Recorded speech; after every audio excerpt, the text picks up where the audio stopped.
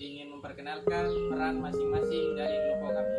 Di sini tema dari LULP adalah terapi kognitif perilaku.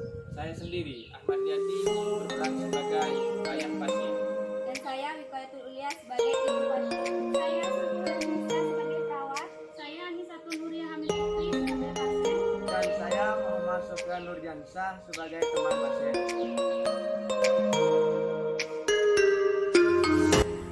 Definisi terapi kognitif perilaku atau CBT merupakan terapi jangka pendek berstruktur berorientasi terhadap masalah saat ini dan bersifat individu. Terapi kognitif. Pertama, membantu klien dalam mengidentifikasi, menganalisis, menentang keakuratan kognisi negatif klien. B. Menjadikan atau melibatkan klien subjektif terhadap uji realitas. C. Memodifikasi proses pemikiran yang salah dengan membantu klien mengubah cara berpikir atau mengembangkan pola pikir yang rasional. D. Membentuk kembali pikiran individu dengan menyangkal asumsi yang maladaptif. Dan yang terakhir yaitu menghilangkan sindrom depresi dan mencegah kekambuhan. Indikasi terapi kognitif perilaku. A. Depresi atau ringan sampai sedang. B. Gangguan panik dan gangguan cemas menyeluruh atau kecemasan. C. Individu yang mengalami stres emosional. D. Gangguan obsesif kompulsif atau disorder. E. Gangguan fobia, misalnya agorafobia, fobia sosial, dan fobia spesifik. Yang F. Gangguan stres pasca trauma atau post traumatic atau stres disorder. Yang G. Gangguan makan. Yang H. Gangguan mood. I.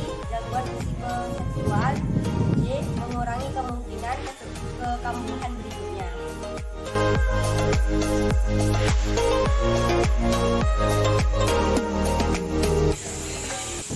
Assalamualaikum Anis. Waalaikumsalam. Nak Fian, ada apa ya nak? Anisnya ada kan? Ada. Betul, saya mau ngajak Anis berangkat kuliah. Sekarang udah jam 9.45. Loh, kata Anis bukannya nanti jam 11 ya? Enggak tuh, sekarang kita ada kuliah pagi jam 10. Oh, tapi yang gimana Anis kalau di sekolah berinteraksinya? Seperti biasa tuh, dia tidak mau berinteraksi kepada teman lainnya kecuali dengan saya. Yang sabar ya nak, nanti tak bujuk dulu. Nak Fian berangkat duluan aja ya. Oh, ya udah kalau gitu saya berangkat kuliah juga. Iya. Assalamualaikum. Waalaikumsalam nak. Anis, sekarang udah jam 10. Bukannya kamu kuliah? Kamu belum siap-siap? Aduh mama, kalau aku siap berangkat sekarang pasti belum dimulai kuliahnya. Masa aku harus bohong nunggu dosen di sana? Kamu sampai kapan sih bisa berinteraksi dengan yang lain? Kamu terus saja bermalas-malasan. Ada apa ini kok ribut-ribut? Ini loh ya, Anis kuliahnya jam 10. Malah dia masih di sini belum siap-siap. Oh, sudah, jangan ribut. Nanti ayah akan carikan terapis buat Anis agar Anis ini tidak malas lagi dan bisa cakap dalam berkomunikasi. Iya ya, semoga dia membantu ya.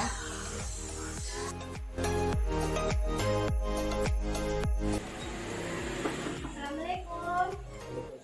Oh, Mas Surti ya? Ya. Silakan masuk. Anisnya ada di dalam. Baik Bapak, permisi. Ya. Silakan duduk, Mas. Ini Nanis, ini Mas Surti yang akan menghadapi Nanis nanti agar Nanis bisa tidak malas lagi dan juga komunikasinya baik dengan dia. Baik Pak. Ya nak, saya mau coba dulu. Selamat pagi Mbak. Selamat pagi Mas. Perkenalkan, saya Nes Sulfi. Apakah ini dengan Mbak Anis? Iya Nes, nama saya Anis. Oh baik, sesuai dengan janji ya Mbak. Pada hari ini kita akan mendiskusikan yaitu mengenai terapi kognitif yang Mbak Anis alami, yaitu rasa malas dan tidak bisa berkomunikasi dengan orang lain. Nanti kita akan membandingkan apakah sifat seperti itu menguntungkan ataupun merugikan. Kira-kira saya membutuhkan waktu kurang lebih 40 menit Mbak. Apakah Mbak bersedia? Ya Nes, bersedia. Sebelumnya saya minta maaf, saya membawa buku agar lebih bisa membantu untuk saya mendokumentasikan apa saja yang Mbak Anis ceritakan kepada saya. Dan saya akan merahasiakan semua yang telah Mbak ceritakan kepada saya. Iya, Nas. Menurut Mbak Anis, apa yang membuktikan bahwa Mbak ini memiliki sifat malas dan tidak mau berkomunikasi dengan orang lain, Mbak? Ya itu, Nas. Saya kalau berangkat kuliah itu sering terlambat. Terus saya itu malas untuk mengerjakan tugas sekolah. Akhirnya tugas sekolah saya itu menumpuk. Untuk komunikasinya, saya itu tidak pernah berkomunikasi kepada teman-teman saya, kecuali dengan sahabat saya yang namanya Nas. Untuk komunikasi di rumah, mungkin saya hanya berkomunikasi kepada kedua orang tua saya, Nas. Dan saya tahu Mbak ini yang memiliki sifat pemalas dan tidak mau berkomunikasi dengan orang lain sejak kapan? Kira-kira sejak SMP, Nas. Sejak SMP ya, Mbak? Iya, Nas. Bisa tolong dijelaskan?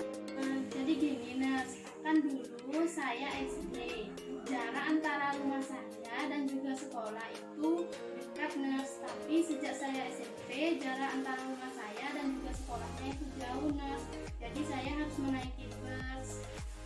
Jika di pagi hari, busnya itu sering penuh, jadi saya berangkatnya di siang hari, Nas. Itu sudah menjadi rutinitas atau kebiasaan buat saya. Dan untuk komunikasinya, jadi dulu itu, Nas, saya pernah punya sahabat. Tapi sahabat saya itu, Nas, bercerita kepada saya mengenai sesuatu. Saya tidak sengaja menceritakannya kepada orang lain. Setelah itu saya dimusuhi oleh sahabat saya. Jadi saya tidak mau hal itu terulang kembali, Nas. Oh, jadi begitu, Mbak. Menurut Mbak Anis, apakah sifat pemalas dan tidak mau berkomunikasi itu dapat menguntungkan bagi Mbak sendiri? Kalau menurut saya sih, Nas, kalau untuk komunikasi, kalau untuk sifat pemalas saya itu lebih sering di rumah, Nas. Jadi saya itu lebih sering beristirahat sehingga saya tidak capek. Tapi kalau untuk komunikasinya, saya itu bisa menghindari kejadian yang tidak saya inginkan di masa lalu. Oh, apakah hanya itu saja keuntungannya, Mbak? Apakah ada keuntungan lain? Menurut saya itu saja, Nas. Jadi, apa yang Mbak Anis rasakan dan pikirkan mengenai sikap dan perilaku Mbak Anis tersebut, apakah ada kerugiannya, Mbak? Kalau menurut saya sih, Nas, tugas saya yang pertama, tugas saya itu nanti semakin menumpuk, Nas. Terus kalau saya ke kampus itu saya sering terlambat sehingga saya itu diejek atau ditertawakan oleh teman-teman. Saya juga pernah jatuh dari motor karena tergesa-gesa. Oh, apakah ada kerugian lain selain itu? Ini, Nas, saya itu kebingungan dalam mengerjakan tugas saya. Jadi ketika ketika sahabat saya Pian itu tidak masuk sekolah, saya itu merasa kebingungan, Nas. Saya harus bertanya kepada siapa, sedangkan saya tidak punya teman lagi atau tidak bisa berinteraksi dengan teman yang lain seperti itu, Nas. Oh, jadi begitu. Lalu aktivitas apa saja yang Mbak Anis lakukan saat di rumah dan Mbak Anis ini melakukan berkomunikasi dengan siapa saja? Aktivitas saya di rumah sepertinya saya itu suka mencuci piring. Setelah itu saya itu suka membersihkan rumah dan juga saya suka memasak, Nas. Tapi untuk komunikasinya saya itu sepertinya saya hanya berkomunikasi dengan sahabat saya. Iya. Kalau boleh tahu IP Mbak yang semester sekarang berapa? IP saya 3,4, Nas. Itu IP-nya bagus. Ini tidak sesuai dengan perasaan malas yang Mbak ceritakan. Jadi rugi dong kalau misalnya Mbak ini tidak bisa atau tidak mau berkomunikasi dengan orang lain. Nilai IP itu bisa lebih tinggi dan lebih ditingkatkan asalkan Mbak Anis ini mau berkomunikasi dengan teman, mau kayak berinteraksi dengan teman. Intinya Mbak itu tidak boleh mengurung diri. Apakah Mbak itu mau menjadi orang yang merugi? Tidak, Nas. Baik. Jadi Mbak Anis ini yakin bahwa rasa malas dan tidak tidak bisa berkomunikasi itu dapat merugikan diri sendiri. Sepertinya iya, Nas. Dan apakah Mbak itu mampu optimis untuk merubah diri Mbak itu agar bisa berkomunikasi dengan orang lain? Iya, Nas. Saya bisa. Oke, jadi kita lanjut lagi terapi kita. Besok saya akan membantu Mbak agar bisa berinteraksi dan mengurangi rasa malas itu, agar Mbak itu bisa berkomunikasi dengan orang lain. Iya, Nas.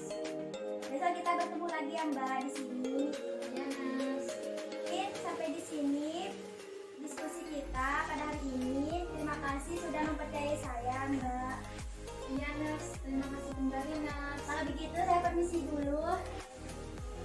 Assalamualaikum. Waalaikumsalam, Nas.